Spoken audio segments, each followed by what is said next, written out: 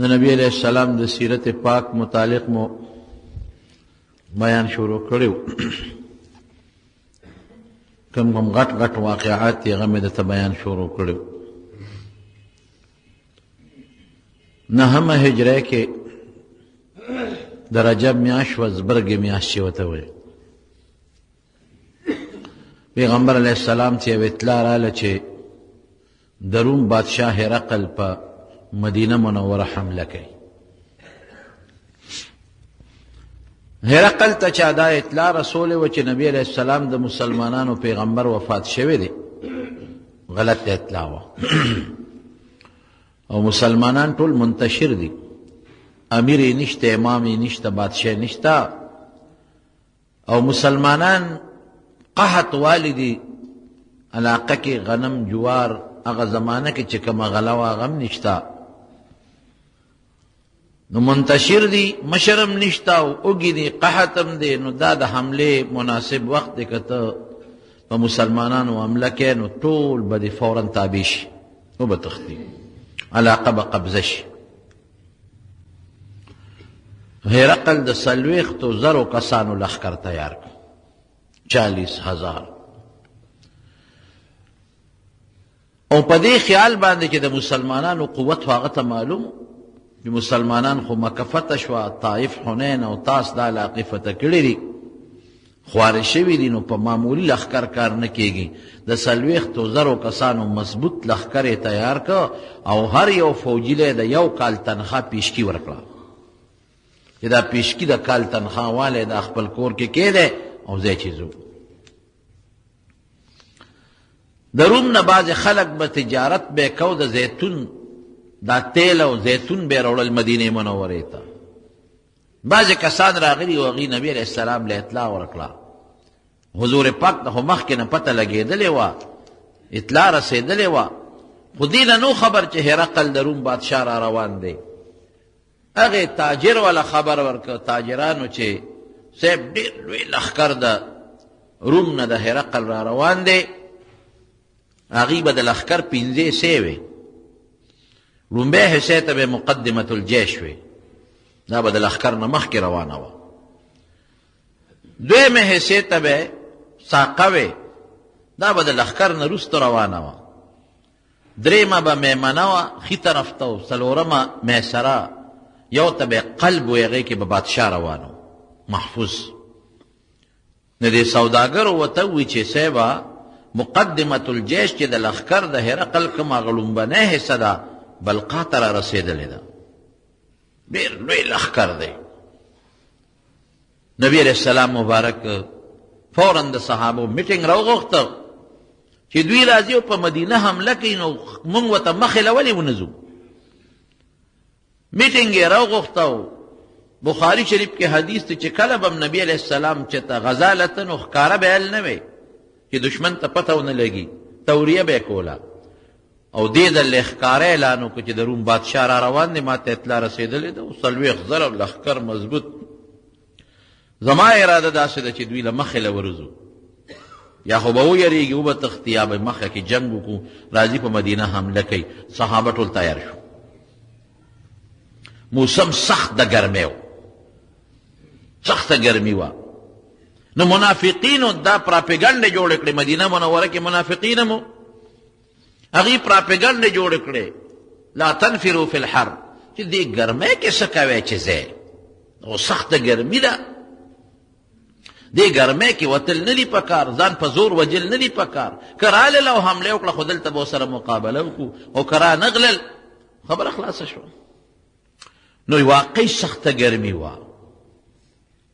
قرآن شریف کې الله فرمایي لقد تاب الله علی النبی والمهاجرین والانصار الذین اتبعوه فی ساعة العسرة.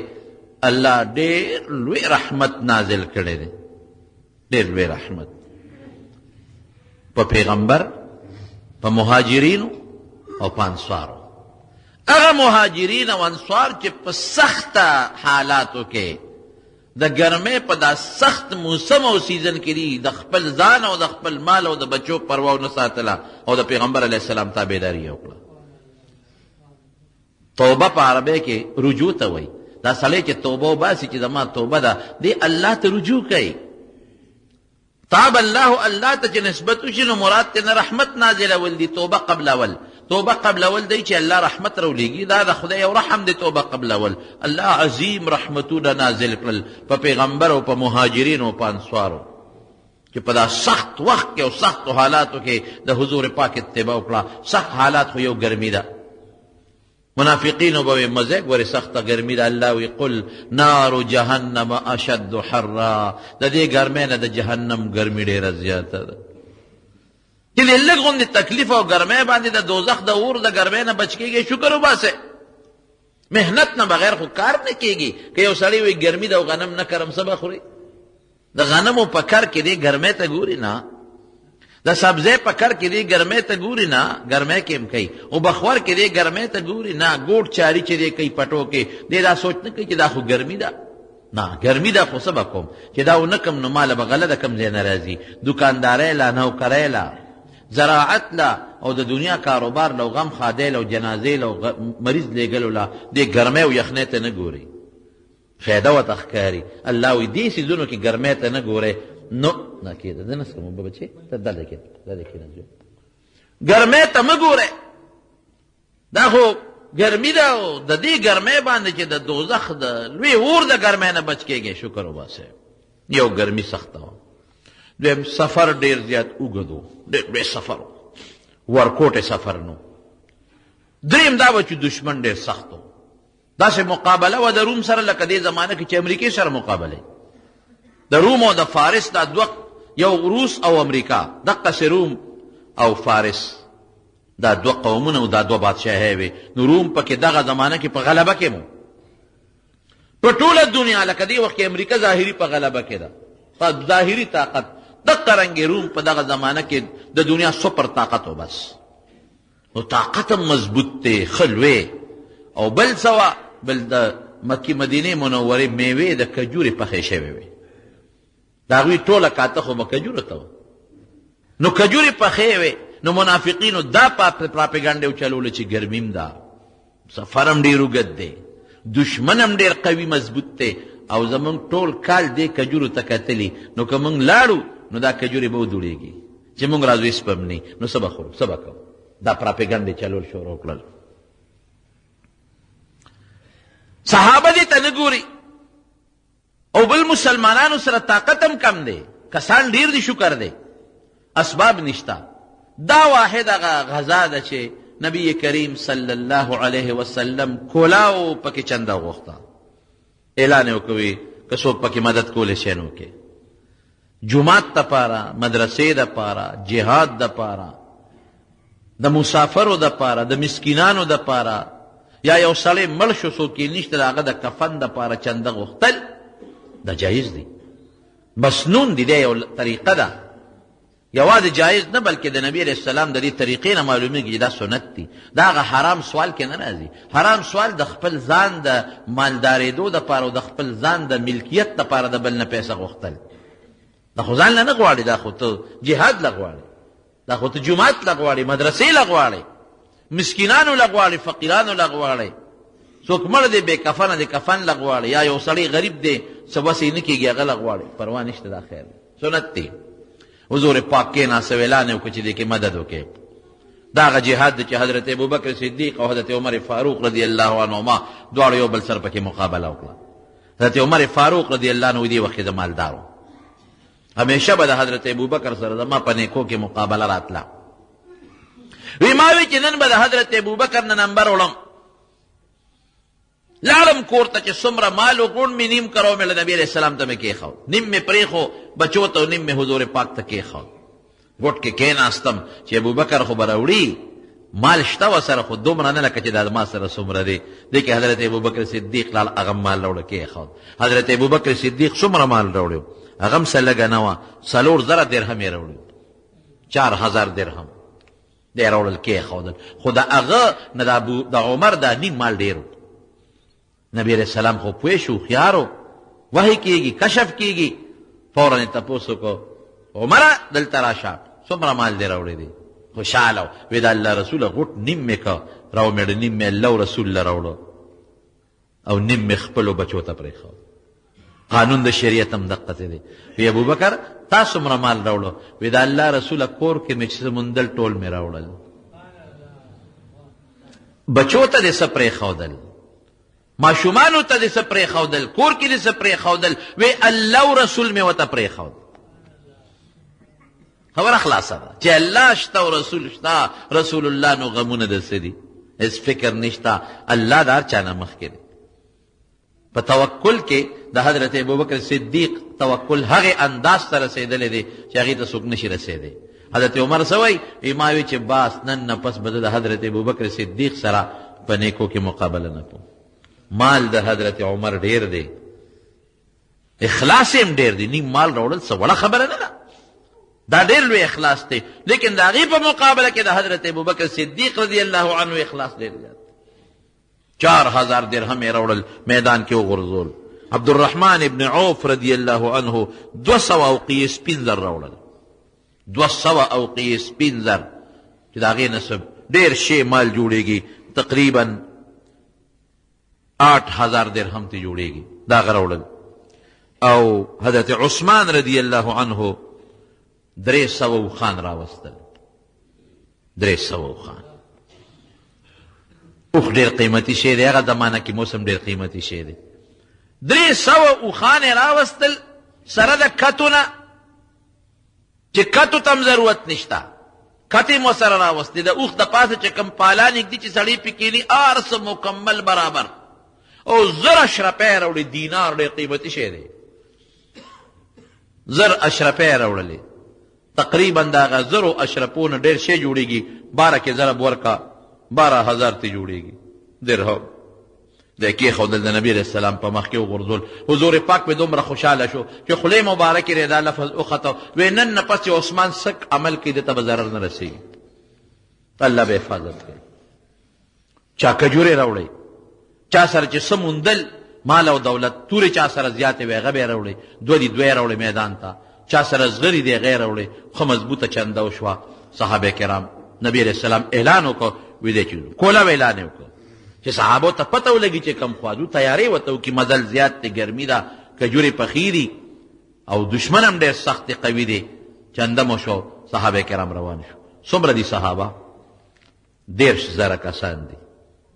دومره چېرته د صحابو تعداد یو مقام کې نه دی رسېدلی. او 1000 ورسره آسونه دي، اوښان هم ورسره دي، او نور صحابان هم ورسره دي. صحابه ووتل. نبی علیہ السلام چې کله وطنو په مدینه منوره، محمد ابن مسلمه رضی الله عنه سواری مقرر کامر وی ته به د مدینې منورې میرې. او عبدالله ابن ام مکتوم رضی الله عنه په سترګو نابینا دی، لوند دی. هغه د خپل ځان په ځای په مسجد نبوي کې امام مقرر کړ، د نیم ته امامتي کې. او حضرت علی رضی الله تعالی عنه یې د خپل کور د بچو د زنانو دپاره پرېښود چې که د دوی ته څه ضرورت راځي نو ته به هغه پوره کړې. علي صاحب په ژړا شو، وی د الله رسوله ته ما دې معذورو سره پرېږدې، نور څوک پاتې نشته، صرف منافقین پاتې دي او معذورین پاتې دي، شلیان، لانده، ګوډیان. او هغه معذورین هغه خلک پاتې دي چا سره سامان نشته د تلو. قرآن شریف کې الله تعالی فرمایي بعضې خلک داسې پاتې شو چې نبی علیه السلام لرالل چې صاحب مونږ له توره راکه، مونږ ځو، نشته توره. مونږ له څاروی راکه چې مونږ لاړ شو، نشته. تولوا واعینهم تفیض من الدمع حزنا الا یجدوا ما ينفقون. وننو غریبانان لاړل چې خدایا مونږ سره هېڅ هم نشته، مونږ به دا دومره صبر په څه کوو؟ جړل به. معذورین پاتې شو، چا سره چې سامان نشته جړل به پاتې شو. علي صاحب وی چې زه خو منافق نه یم چې منافقینو کې پاتې کېږم، معذوره خو هم زه نه یم چې معذورینو کې زه پاتې کېږم، او بې ماله هم نه یم، سامان هم را سره شته. د الله رسوله ته ما ولې پرېږدئ؟ نبي کریم صلی الله علیه وسلم سره خو فکر و چې دا خو زما خو ټولې بیبیانې دي، زنانه دي، د دې تربیت به څوک کوي، خیال به څوک ساتي چې زه ترې لاړ شم. نو حضور پاک مبارک ورته وفرمایل، وی ته په دې نه خوشحالېږي؟ انت مني بمنزلة هارون من موسى الا انه لا نبي بعدي. وی ته داسې یې لکه د هارون علیه السلام چې د موسی علیه السلام په مرتبه دی. څه مطلب؟ موسی علیه السلام چې کوه طور ته ته نو د ځان نه پسې هارون علیه السلام پرېښود. کوه تور ته چې ته نو هارون علیه السلام یې پرېښود د قوم دپاره چې ته د قوم خیال ساته، نو زه تا پرېږدم که نه. صرف دومره ده چې هارون علیه السلام پیغمبر دی او ته پیغمبر نه، ما نه پس پیغمبر نشته. بعضې خلک ته دا معلوموي، وی دې نه معلومیږي چې هارون علیه السلام د موسی علیه السلام نه پس خلیفه دی، نو د خلافت حق دلته د علي صاحب دی، د بل چا نه دی. داسې نه ده. د هارون علیه السلام د موسی علیه السلام نه پس خلیفه نو، هغه د موسی علیه السلام د وفات نه مخکې وفات شوی دی. هارون علیه السلام د موسی علیه السلام نه مخکې وفات شوی دی. په دې خاص سفر کې خلیفه و. دغه رنګې په دې خاص سفر کې نبی کریم صلی الله علیه وسلم حضرت علی صاحب د خپل اهل و عیال خلیفه که، مطلق نه، ځکه د جماعت امام که مکمل خلیفه وی نو بیا امامتي به هم ته سپارلې وه. امامتي عبدالله ابن مکتوم ته سپارلې ده، او د مدینې امیر ګورنر یې د خپل ځان په ځای مقرر کړی دی محمد ابن مسلمه. بهر کیب دام ډېر لوی منقبت دی د حضرت علي رضی الله عنه دپاره، لوی منقبت دی چې تا سره زما ډېره مینه ده. ته زما نه پس به د دې نګهباني کوې لکه هارون علیه السلام چې کوه تور د تلو نه پس د موسی علیه السلام نګهباني کوله، او د خپلو اهلو عیال ته یې پرېښود، بچو ته او د خپلو نسو ته او څه ورته ویلې کېږي د بیبیانو ته. دا هر سړی داسې نشي پاتې کېدی چې پوره اعتماد یې پې داسې کېږي. حضور پاک لاړ، صحابه هم لاړل، لښکر ووت. حضرت ابوذر رضی الله عنه وی یو اوښه ورا سره ډېره ټپه وه. وی چې خبر شم ګیا مې ورته شروع کړه چې دا به سربه شي او په دې به زه ځم د دې هرقل خلاف دې جنګ له به ځم، جهاد له به ځم. وی خوند دې ونه کړه، اوښه تکړه نه شوه. وی دې کې ما وی چې دا خیر دی، زما دا اوښه داسې ده چې دې ته باندې ګیا خورم، نو که نبي علیه السلام رانه ومځي ځان به ورپسې وررسوم. وی حضور پاک لاړ، صحابه هم لاړل. وی زما اوښه د کار نه شوه، تکړه نه شوه. بس وی خپله کونټۍ مې راواغېسته او څادر مې واغېسته او پیاده ور روان شو. څومره لوی سفر، تبوکه پورې سوونه کیلومیټر مزل دی. پیاده روان شوم او پیاده په داسې تیزۍ لاړم چې صحابه خو په څاروو سواره دي، څه به کوم. نبي علیه السلام پسې ځان ور ورسو لار کې، حضور پاک ته مخامخ شو. ابوذر وی صاحب ځان مې در پسې راورسو. وی ښه ابوذر ته به یوازې ژوند تیرې، یک تنها به ستا زندګي به ژوند به دي وي او یوازې به مرې، یک تنها به مرې، څوک به در سره نه. او قیامت په ورځ به یک تنها د قبر نه پاسې او جنت ته به هم یوازې داخلېږي. خو همغسې وشوه. حضرت ابوذر رضی الله عنه الله یو جذبه ورکړې وه د نبي علیه السلام چې دا څومره احادیث دي چې د دنیا نه د بې رغبتۍ دي، زهد، بس په هغې عمل و چې چا به کور جوړو دی به ورغې ټس به یې وله ورکړو. وي ځان له آخرت ولې نه ګټې چې کور جوړوي. که چا به ښکلې جامه واچوله ده به په کونټۍ ټس ورکړو.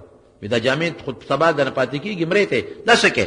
که چا به ښکلې تجارت شروع کو، ها دنیا دې غوره کړه. حضرت معاویه صاحب عثمان رضی الله عنه ته ګیله وکړه، وی دا سړی خو هر چا سره جګړې کوي، خدای دپاره دا ما نه بوځه. هغه مدینې ته راوغوښتو. مدینه کې به هم هر چا سره جګړې کولې. که چا به مال ګټه تجارت به کو، وی خلکه دنیا دې خوښه ده، آخرت دې نه دی خوښ. عثمان رضی الله عنه ورته وی ته ربضه ورته وایي یو ځای دی د مدینې نه بهر، وی ته مهرباني وکړه هلته وځه. هر چا سره دې جګړې شروع دي. هلته ربضې ته لاړ. چې ربضې ته لاړ، یو یې بیبي ده او یو دی دی، ټوله زندگی پر ربضه کې تېره کړله. چې کله بیمار شو که نه او ناجوړه دی، نو ښځه ورته وایي اوس به څه کوم، څه چل د سره وکړم. مدینې ته ځو، نه حضرت عثمان امیر المؤمنین دلته را بار کړی ما. وی قسم دی که یو حبشي سړی را باندې مشر کي، دا خو لا د حضور پاک خلیفه دی او د پیغمبر علیه السلام زوم دی او لوی جلیل القدر صحابي دی. که یو حبشي را باندې مقرر کي، داسې حبشي چې بد شکلی، هم به تابعداري کوم، هم دلته به وی څه به کوم تا سره، ته خو بیمار یې مرې، کفن سره به دې څه کوم، دفن سره به دې څه کوم، جنازې سره به دې څه کوم، دلته خو هېڅوک نشته. وی داسې کار دی چې کله زه مړ شم دې لارې ته وځه، یو قافله به را روانه، اواز به وله ورکې چې د پیغمبر علیه السلام یو ډېر غریب مسافر ملګری ابوذر مړ شوی دی، مهرباني وکړئ راشئ د هغه کفن دفن وکړئ.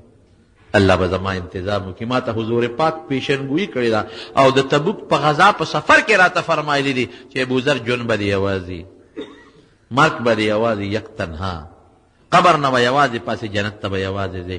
دې کې وفات شو.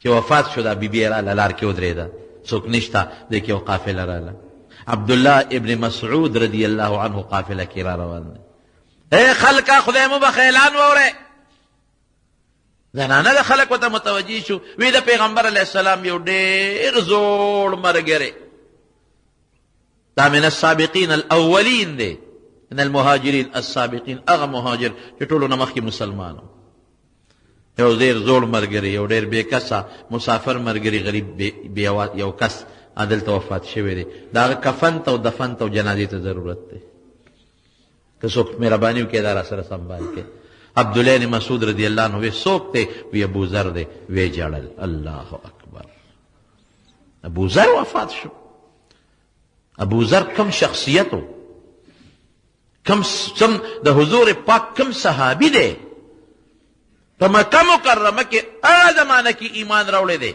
چې د شمیر یو شل 50 کسان مسلمانانو او ایمان نه پسې په مکه کې د ابو جهل او د عتبه او شیبه په مخ کې د اعلان د شهادت کلمې شهادت کړی دی یو جهاد د نبی علیہ السلام نه دی پرېښی نبی علیہ السلام به ابو ذر تا کې د عیسی علیہ السلام زهد دی عیسی علیہ السلام سره سو یو به سره ګمنځ وه یو سره لوټه وه یو ګمنځ ده یو سره لوټه ده نو یو ځل یې ګمنځ سره ساتله چې زه پې ږیره ګمنځوم نو یو ځل یې چاته کتل هغه چې اودس وکړه نو په لاسو باندې ږیره سموله نو ګمنځ یې خوا غورځوله وی د ګمنځ دا کار خو په دې ګوتم کېږي نو یو ځل یو سړي ته وکتل نو په لپه یې د لختي نه اوبه راواغې جسکلې نو لوټه یې مو غورځوله وی دا کار پرې دواړو لاسونو هم کېږي یو مسواک به ورسره بس نورس به ورسره نو ګرځېده به حضرت عیسی علیه السلام مسیح نو ته خو د زما د امت عیسی یې هغسې زهد دی ده کې عبدالله بن مسعود وجړل قافلې ته یې راشئ نن داسې شخصیت وفات دی چې په مخ د ځمکه د ده نه دې وخت کې بهترین شخصیت بل نشته دو اعلی قیمتي څادرې ورسره وې ته یې وله کفن که قبر یې ولو کنسته جنازه پې وکړله بیبي ځان سره مدینې منورې ته روانه کړه په دغه غزوه کې جهاد کې حضرت ابو ذر رضی الله عنه یک تنها پیاده لاړ او نبی کریم صلی الله علیه وسلم پسې ځان ورسو صحابه روان دي په لاره ځي لوی لښکر دی د مسلمانانو هم او د کافر هم لوی لښکر دی په لاره ځي نو هلته کې د سمودیانو په کلي تیر شو قوم سمود چې هلاک شوي لقد کذب اصحاب الحجر المرسلین د صالح علیه السلام قوم الله هلاک کړي و د هغوی کنډرات و هلته کې د هغوی آبادیاړو ورانې پرتې وې نو صحابه خو په تیزۍ روان دي اوبه په لاره کیني هغه علاقه کې خو کویانې اوبه هم وې نو باید صحابو ته زر در مشکونه ډک کړل باید صحابو په هغې باندې اوړه واغږل نبي علیه السلام چې ورورسېدل صحابو ته وی دا خو د سمودیانو هغه کنډرات دي یو د الله رسوله وی بس پام کوئ ګورې دې د کې ایثار نه شي سرونه ښکته کې ځان جړغونې کې او په تیزۍ را د علاقې نه وځئ او چې دا کم اوړم په دې اوبو اغږلي دي هغه اوړه وغورځوئ ګنې څاروو ته یې واچوئ او چې کمې اوبو کې هم ترې مشکونه ډک کړي دي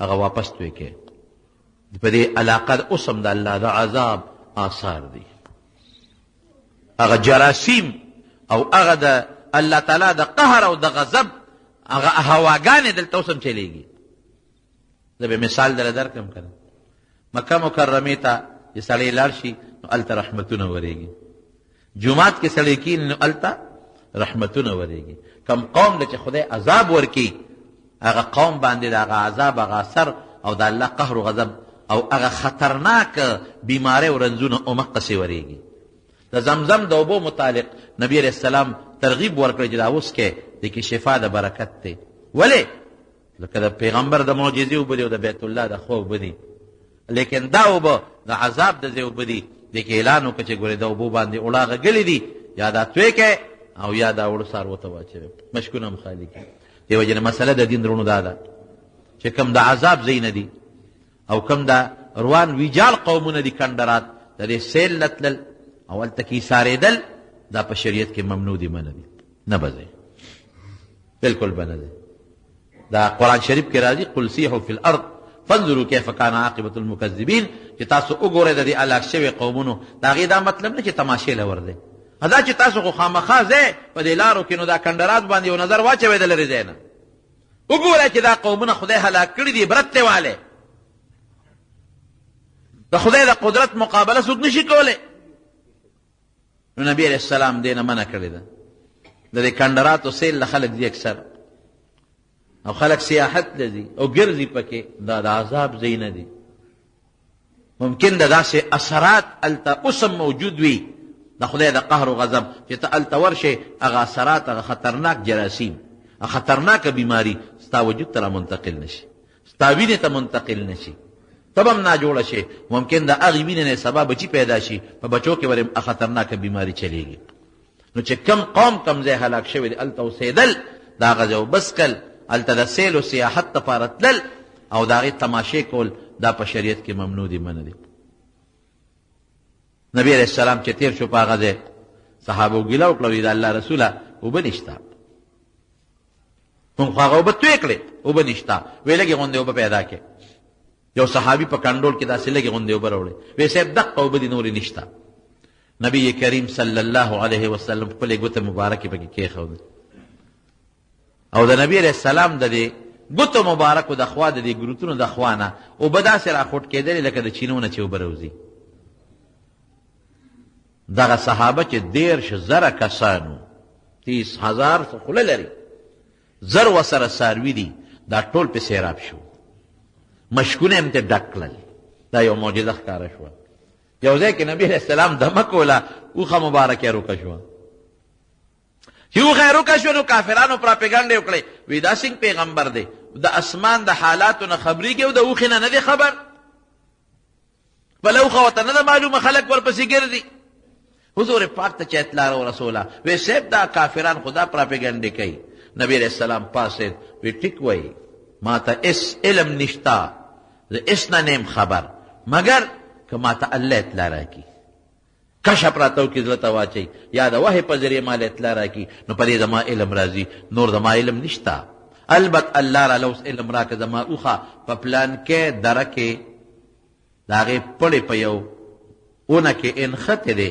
او اوښه هغې سره بنده ده د اطلاع خدای راکړه ورشئ په هغه دره کې هغه اونو کې وګورئ زما اوښه به ولاړئ چې صحابه ورلل همغسې د اوښې هغه پړې په یو دغه کې انښتې اونه کې زور یې کو خو را خلاصولی نه شو اوښه یې راوسته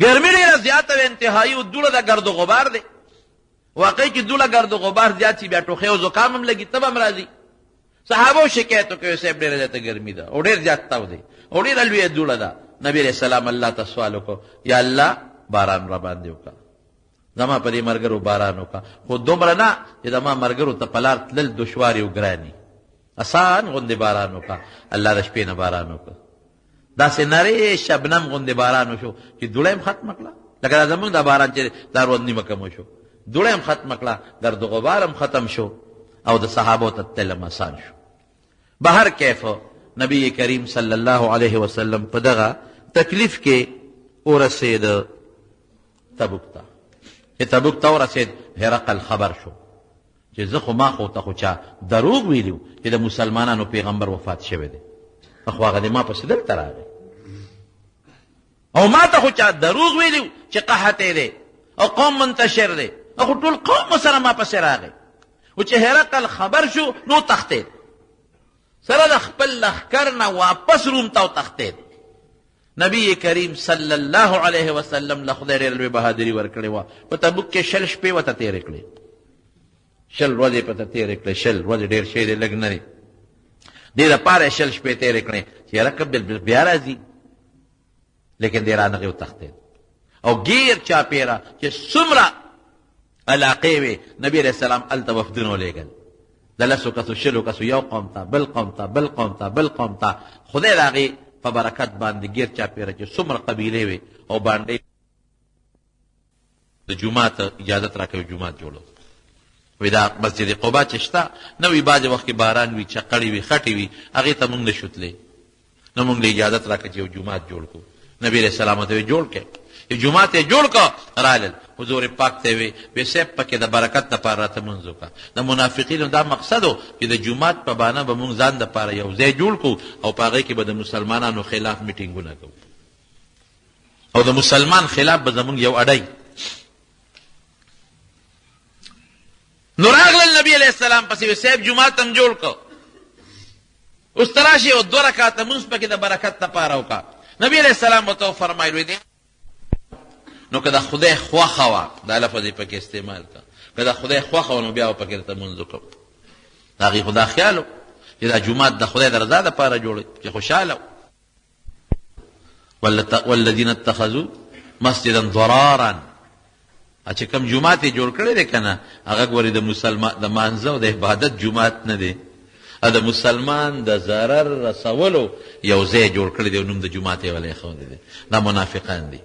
بس نبی علیہ السلام فورا یو ډله ولېږله وی شابه چې زه مدینې ته دررسم چې تاسو دا جومات روان کړي. دی د خدای د رضا دپاره جومات نه دی جوړ کړی. جومات اوس هم که یو سړی جوړوي نو نیت به صرف او صرف دی چې زه پکې الله رضا کړم، زه پکې د رب العالمین عبادت وکړم. او د جومات ځمکه وقف وي د چا وي نه. زمونږ پښتنو کې دا یو عادت دی، دا زما جومات دی او دا د هغه جومات دی. او که چا سره روانه شي وي زما جومات ته مه راځه بل جومات ته ځه. دا په شریعت کې سخت جرم دی، ګناه ده. دا خو ستا جومات نه دی، که ځمکه ستا ده او تا وقف کړه دا د خدای شوه، دا د چا ده نه. د جومات نه منع کول په شریعت کې ګناه ده. عبادت ته یو سړي په جومات کې نه پرېښودل سخت جرم دی. او په دې نیت جومات جوړول چې هغه د هغې قوم دی، موږ د خپل قوم جوړو، دا هم جرم دی. په دې نیت جوړول شي چې هغه جومات رانه لرې دی رسېدی ورته نه شو. موږ به خپل جوړ کړو دلته نو خیر دا بیا بهتره خبره ده. او په دې نیت چې نه د پلانکي قوم دی، د پلانکي قوم جوړوم. او جومات چې جوړی د الله د رضا دپاره به جوړی، د هغې د مسلمان د ضرر په نیت جوړ کو. نبی کریم صلی الله علیه وسلم د رسېدو نه مخکې ورپسې ډله ولېږله دا جومات روان کړي چې مدینې منورې ته حضور پاک را رسېږي. آیبون تایبون عابدون لربنا حامدون صدق الله وعده وهزم الاحزاب وحده الله او ونصر عبده هزم الاحزاب وحده نصر عبده. دا به واپس شمون خدای ته توبه وباسو، د الله حمد وایو، د الله عبادت کو او الله دې ټولو لښکرو له په خپله شکست ورکړه. ما سره مدد وکړه، زه د الله بنده ما سره مدد کړی دی. او چې احد غر ولید وی هذا احد جبل يحبنا ونحبه، دا احد یو غر دی، مونږ دې سره مینه کوو، دا مونږ سره مینه کوي. او عمقه چې حضور پاک مدینې ته هجرت کړی او د قبا نه ته خلکو ورته هغه د خوشحالۍ نه نظمونه وې اقصې ماشومان دي او تنبلونه ورسره دي. او طلع البدر علينا من ثنيات الوداع وجب الشكر علينا ما دعا لله داع. حضور پاک چې څنګه مدینې منورې ته راورسېد لومبی عادت پیدا بخاري شریف کې حدیث دی چې دی به جومات کې به کېناستېده، جومات ته راغی کېناست. اوس د دې جنګ نه یو څو کسان پاتې شوي دي د دې سفر نه. بعضې خو منافقان پاتې شو، بعضې پکې داسې کسان وو چې هغه سامان یې نه مونته، نبي علیه السلام ورته مه ځئ. بعضې معذوره، یو 3 کسان سوچه مسلمانان ته پاتې شوي دي، 3 کسه سوچه. یو دی په اس عذر هغې ته نو، یو کعب ابن مالک رضی الله عنه، یو هلال ابن امیه رضی الله عنه، او یو مراره ابن الربیع رضی الله تعالی عنه. دا 3 کسان پاتې دي. حضرت کعب ابن مالک په خپله واقعه وایي، وی زه دومره مالدار بل وخت کې نوم لکه دغه وخت کې چې څونه مالدار وم، او ما سره 2 څاروي تیار د جهاد دپاره ما ساتلي. او چې نبی علیه السلام اعلان وکړ چې تبوک له به ځې، وی ډېر خوشحاله شم. وی ما وی چې که خیر انشاءالله دومره وخت کې ما سره دی نه مخکې دونه مالم نو اوس مالم ډېر دی او ما سره 2 څاروي هم دي، جهاد له به ځم. وی چې ناراستی پاتې کړم. ناراستی دا وه چې ما وی چې ځکه خیري سبا له به سامان برابر کړم، بیا به مې بل ورځ به برابر کړم، بیا به مې بل ورځ به برابر کړم. وی دې کې حضور پاک روان شو.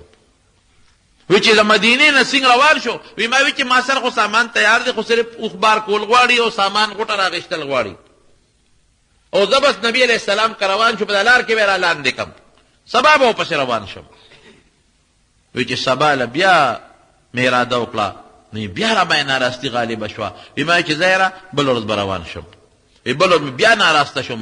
ما چې یاره بس اوس مخلا سره تیار دی او دوه دي او سامان هم دا برابر دی او نبی علیه السلام پسې به بچې هلته کښېنه خپل ځای کښېنه هلته کښېنه زویه دی خیر دی لږ بیمار دی خدای پاک ته وله روغ صحت ورکړي.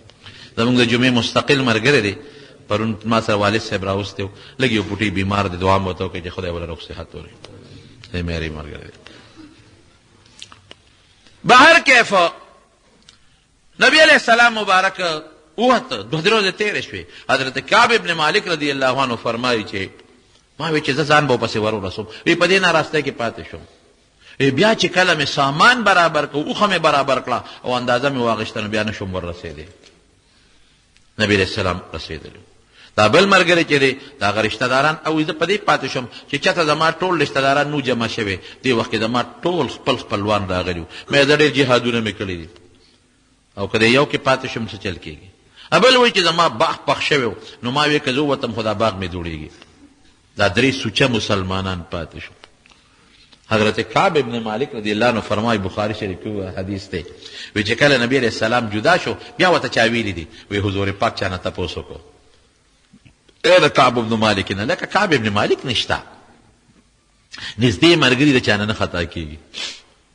چا ورته وی چې صاحب اوس مالدار شو که نه اوس څه کوي چې جهادونه کوي. بل صحابي وی نه د الله رسوله بدګماني پې نه کوو خو څه وجه به پېښئ. وایي نبي علیه السلام هېڅ هم ونه وی. اوس چې پیغمبر علیه السلام را واپس راځي وی زه خبر شم. وی ما وی چې بانه به کوم څه بانه به وکړم او د پیغمبر علیه السلام نه پې ځان بچ کړم. او لکه مې دا راتلل چې داسې ویم داسې ویم داسې ویم او چې د قوم کم خلک و هغې سره مې مشورې وکړې چې نبي علیه السلام ته به څه ویم نو هغې م راته وایي چې مړه بس بانه مانه وکړه نو ویله کې مې دا رالل چې څه بانه کوم. وی دی کې حضور پاک مبارک جومات کې کېناست. وی چې کوم منافقین و هغې به راتلل او د دروغو بانې به یې کولې. چا به وی صاحب خېټه مې درد و نبي علیه السلام خو پې پوی وی ښځه ځه. چا به وی صاحبه ښځه مې ناجوړه وه. چا به وی سترګې خو څه بانې بس هغې منافقینو کولې.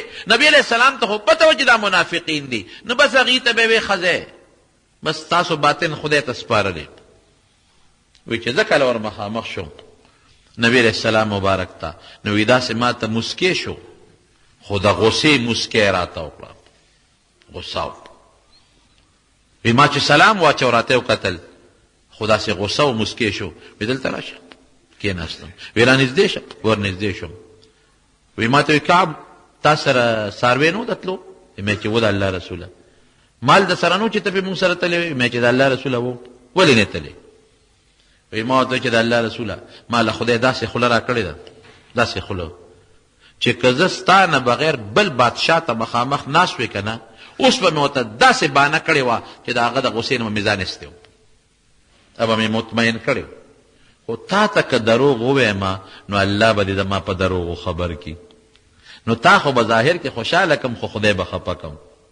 نو دروغ نه ویم رښتیا درته ویم. ښه مالدار وم ښه څاروی را سره و نیت مې مو خو د ناراستۍ د وجې نه پاتې شوی. وی ښه ما وی او وی ځه ستا معامله مې خدای ته سپارلې ده. وی روان شو. وی چې بار راووتم اعلان وکړه نبي علیه السلام چې ده سره به خبرې نه کوې نه به پې سلام اچوې نه به یې جواب لې. وی ما د چا تپوس وکړو چې زما دا معامله بل چا سره هم پېښه ده که یوازې ما سره پېښه ده؟ وی نه دوه نور دي یو هلال دی یو مراره دی رضی الله عنهما. وی چې ما سوچ وکړی مې چې زه دوه ملګري خو مې شته او هغه دوه هغه دي چې بدریان دي بدر کې شریک دي او کعب په خپله په بیعت عقبه کې شریک و. حضور پاک له د مدینې د هجرت نه مخکې د بیعت کړی او دعوت یې ورکړی د مدینې د هجرت هغه مسلمان دی. خبرې بندې شوې چا را سره خبرې نه کولې. وی چې خبرې نه کولې وی زه خو هغه نور دوه کسان بوډاګانو کور به ناست و جړل به او وی زه خو نوجوان وم کور نه شم ټینګېدی نو زه به راتلم. وی چې راتلم به خلکو سره مې خبرې کولې چا به جواب نه راکړ. وی د ما راترځ وی ابو قتاده یو ځل د هغه باغ ته ورغلم. وی چې ورتاو شم باغ باندې ور داخل شم وی ما وی السلام علیکم وی جواب یې را نه کړ. وی ما چې تا ته ویم که نه وی خو یې رانه مخ واړو خپل څکله ترزوی مې ملګری مې وی ما ورته چې ابو قتاده تا ته سلام اچوم ته زما جواب ولې نه راکې وی غږ نه کوي وی ما ورته وی چې تا ته زه مسلمان نه ښکارم وی هغه راته چې موږ ته څه پته لګي وی چې دی وی د زړه مې یو درد وکړه چې یا خدایه زما په ایمان کې هم د خلکو شک شو هېڅوک جواب نه راکوي وی نبی علیه السلام له ورالم جومات کې به ناست وم نو وی زه به ورسره خوا کې ودرېدم چې مونځ کوم ګورم چې حضور پاک ما ته ګوري که ما ته نه ګوري وی چې سلام به مې واچو نو ورته مې کتل چې جواب زما اخلي که نه راکوي که نه راکوي شونډې زما د سلام په جواب لقوي که نه لقوي وی خوا کې به ولاړم نو چې ما به مونځ کوه قبلې ته به مې مخ کړې وی حضور پاک به راته داسې نیغ نیغ کتل امت خو اولادو د حضور پاک صحابه خو داسې دي لکه بچي جلاګانې وله کړې دي وی نیغ نیغ به یې راته کتل خو چې ما به سترګې داسې ورواړولې وی در به یې رانه مخ بل طرف ته واړو وی دې کې ورځې تېرېږي نبي علیه السلام اعلان وکړه چې دا درې واړه چې دي دوی ته د ښځې نه نږدې کېږي وی چې دا اعلان وشو نو ما ښځه ورولېږله نبي علیه السلام له چې ورشه تپوس ترې وکړه طلاق ورکړم که وایي چې طلاق ورکړه چې خبره خلاصه کړم وی چې نه طلاق ولا مو ورکوه خو چې نږدې نه شي هغه هلال او مراره ابن الربیع ښځې ورولېږلې چې د الله رسوله مونږ ورسره څوک وو پلار کره ترې لاړې شو وی نه پلار کره خو ته مه ځې خو چې در نږدې نه شي هغې ورته ویل چې په کومه ورځ هغوی ستا نه تللی دي نو په کور کې په مصله په جړا پراته دي د هغوی توجه دې خوا نشته یو شان خدای ته ژاړي او ما ته مې ښځې وی چې زه به ورشم که ستا اجازت وي زه به هم تاله د خدمت اجازت وغواړم وی ما ورته پلار کره ده شابه زه په خپله ځان خدمت کولی شم ورځې تېرېږي بازار د مدینې کې روان وم وی د شام یو سوداګر راغی وی اواز یې وکړه چې کعب شته وی چا ورته چې هغه دی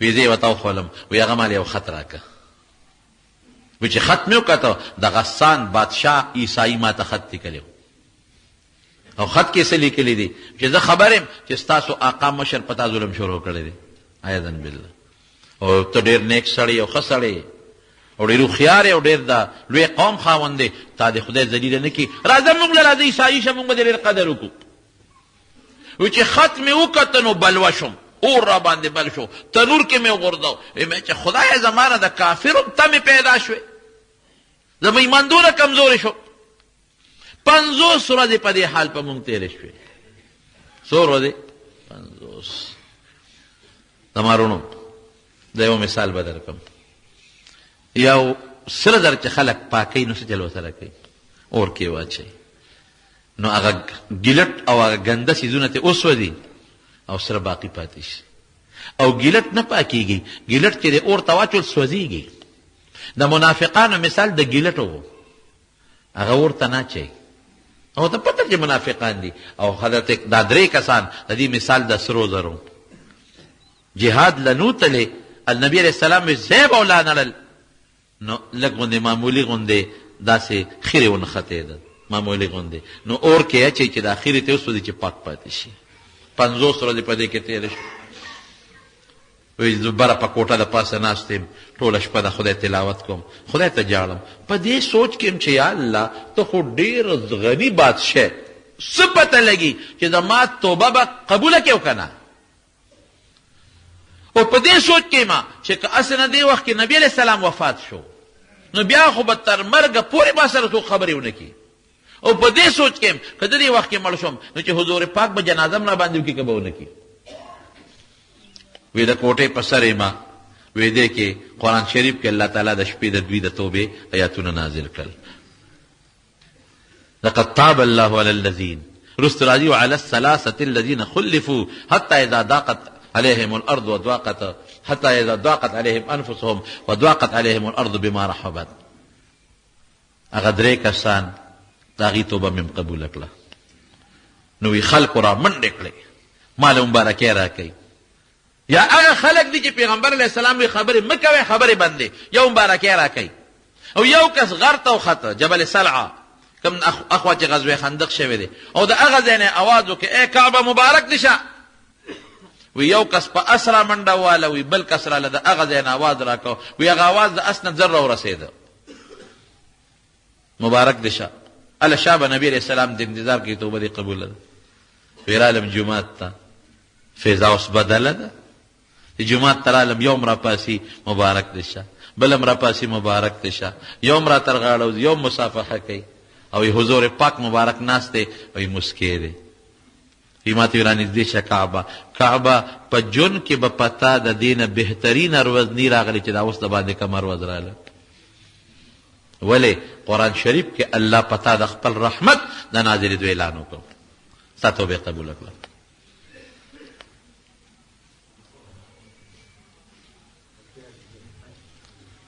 نو زمارونو د نبی علیہ السلام د سیرت په باب کې خدا د یو جهاد واقع شو، لیکن ورسره د صحابه د دین لپاره د خدمت اندازه به تاسو لګولو چې صحابه د دین په لار کې څومره مهنت او مشقت کړي. دا به تاسو معلومه کړي. پرېږده خیر دی پرېږده دا انسان بیمار دی خیر انسان دی پرېږده. او بیا دا دی چې کم انسان غلطي وشي د صحابو ایمان هم تاسو معلوم کو. که د دې زمانې خلک به چې خپل کار به کوي د ایمان مسلمانۍ به خپل کار کوي. مونږ خو ډېرو لږ اوبو کې ډوبېږو. مونږ خلکو نه خو که معمولي غوندې پوټې غوندې جومات کې امام سره لږ غوندې خفګان راشي بیا مونږ ورپسې نه کوو. بیا ورپسې دنیا خبرې کوو. بیا به یې وایي چې ښه زما دا حال دی مسلمانۍ مو ورپسې پرېږدي.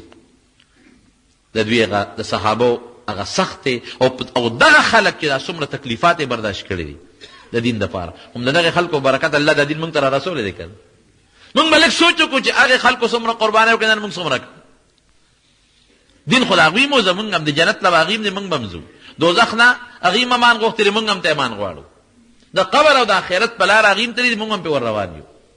دا زمونږ دپاره یو نقشه ده یو نمونه د قرآن شریف کې الله ذکر کړې ده.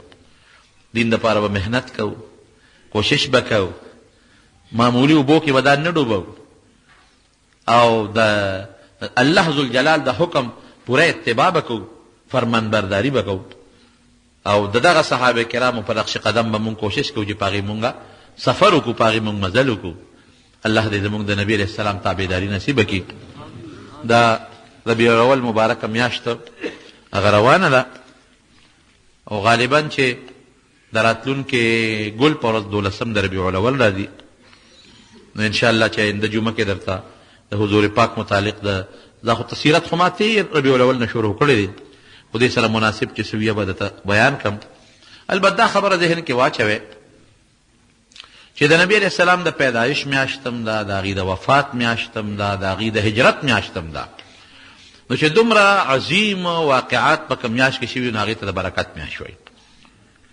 نو د برکت میاشت ته نو به پکار دي چې موږ په دې میاشت کې هر وخت د درود شریف دپاره څه خاص دغه نشته.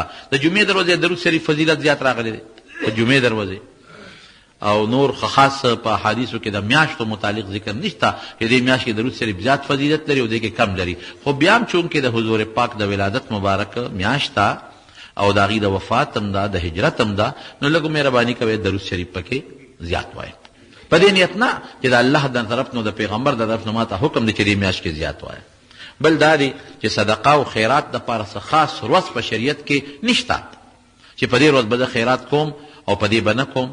نو په دې نیت خیرات کول په ربیع الاول په 12 چې دا ما ته خدای ویلي دي چې وکړه یا ما ته پیغمبر ویلي دي چې وکړه یا صحابه وکړي دي نو داسې نشته. داسې تخصیص دروازې په شریعت کې نشته. او که یو سړی وایي چې نه خو یو مبارکه میاشت ده او د چا پلار مړي او هغه میاشت راشي نو خلک وایي ورګه پلار ورته رایاد شي یو خیرات وکړي. د حضور پاک د وفات میاشت ده نو چې راشي نبي علیه السلام سړي ته را مخکې شي نو لږ خیرات وکړي صدقه وکړي نو بیا خیر دی که یو سړی کوي. نو داسې مه کوئ چې ګنې خامخا به زه دې کې کوم که به ونه کړه زه به ګناهګار شم. یا دا د صحابو طریقه ده یا د تابعینو طریقه ده یا د ائمه مجتهدینو طریقه ده یا موږ ته پیغمبر علیه السلام ویلي چې پکې وکړه که دې ونه کړه ګناهګار به شي. دا طریقه نشته. او اسې خیرات که کوئ نو دې میاشت کې سړي ته هر وخت کې حضور پاک سړي ته را مخکې وي او دې کې لږ زیات را مخکې شي نو ښه ده چې سړی صدقه وکړي خیرات وکړي درود شریف ووایي نفل وکړي دې کې به انشاءالله موږ له خدای اجر او فایده راکوي. بعضې ملګري د جومات په پوړو باندې چپل او سپلې اږدي او ټولې پوړې یې ګیرې کړې وي، څوک بره نشي ختلی، څوک پرې راونه غورځېږي. دا خبره ټیک ده، تاسو دا مهرباني کوئ چې دا سپلې په دې پوړو باندې میږدئ، خلکو ته لاره بنده شي نو بیا بره څوک نشي ختی. نو دا داسې مخې ته خیر سپلې ځان ته صف نه مخې ته کېښودل دا یږدی نو اسانه به. یو ملګری دی هغه د مونږ دا کیسټ حبیب الله نومې دی، هغه مور بیماره ده، الله دې ولا روغ صحت ورکړي. دا بل ملګری څه مشکلات دي ورته، الله دې مشکلات په خیر باندې بدل کړي. او موبایل باندې ایډوانس کې پیسې راغوښتل څنګه دي؟ خیر دی، دې کې څه بدیت نشته. او دا څه میلمانۍ د سوات څه پریشاني ده، الله دې پریشاني په خوشحالو بدله کړي. او 12 د ربیع الاول کې پیدایش د نبی علیہ السلام راجح دا دی چې یا اتم دی یا نهم دی.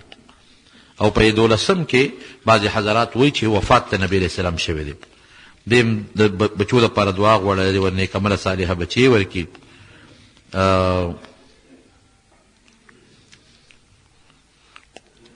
مسلمان سکول کالج څه په دې خو پوه نه شوم، سکول کالج تعلیم خو که انسان کوي نو خیر دی کولی شي.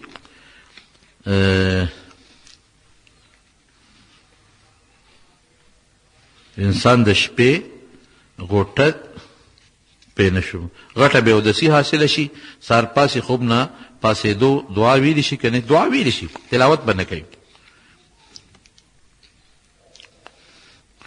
دا نورې خبرې خو مو وکړې. دوی وایي چې د سحر مونځ په جمع سره کومه بیا ډیوټۍ ته نشم رسېدلی چې ځان له کوم نو څنګه ده؟ نو مستقل ځان له مه کوه، داسې جومات کې کوه چې کوم جومات کې لږ وختي مونځ کېږي، خیر ده، مستقل ځان له مه کوه. دعا وکړئ. زموږ یو ملګری دی د دې عمر زوب، هغه څه خوږ شوی دی، دعا ورته وکړئ چې الله تعالی وله روغ صحت ورکړي. یو بل زموږ د جمع ملګری دی د شیرپاو، د هغې ترور وفات شوې ده، دعا ورته وکړئ چې الله تعالی مغفرت نصیب کړي. نور چا څوک بیماران دي الله ټولو بیمارانو له شفا ورکړي. الله چې څوک قرضداران یې قرضونه اخلاص کړي. پروردګاره زموږ د زړه حاجتونه پوره کړي. الله چې څوک په ټینشنونو کې پریشانو کې مبتلا دي، خدای هغه ټینشنونه پریشانۍ وله په خوشحالو باندې بدلې کړي. رب د مسلمانانو اتفاق نصیب کړي، د حضور پاک د سنتو تابعدار هم جوړ کړي، د صحابو په نقش قدم هم روان کړي. په دې وطن کې مو د قرآن او د سنت نظام راولي. الله زموږ په زړونو کې د قرآن نورانیت پیدا کړي. خدای زموږ د ټولو مسلمانانو مل شي. الله که د چا یو بل سره روانې دشمنۍ تربګرۍ په روغې بدله کړي. خدای پاک موږ د هر قسمه د دنیا او د آخر د فتنو نه په امن او امان کې وساتې. د زنانو په سرونو د حیا او د پردې څادر واچوي. بې اولادو له خدای نارینه اولاد ورکړي. بې کسو له خدای پاک ته مدد ورکړي. الله چې چا دعاګانې غوښتي تا ته معلوم دي ولې قبول کړي. د بې روزګارو خدای د حلال روزګار پیدا کړي. الٰه العالمین که د چا روزګار کې برکت نه برکت پکې پیدا کړي. او پروردګاره که څوک امتحانات ورکوي او تعلیم کې مصروف دي، خدای دې په هغې کې کامیابي نصیبه کړي. کوم دوستان چې زموږ د جمع له لرې ځای نه راځي، الله له په یو یو قدم ولا جنونو برکتونه ورکړي. اخر وخت کې په خولې دا کلمه نصیب کړي چې لا اله الا الله محمد رسول الله.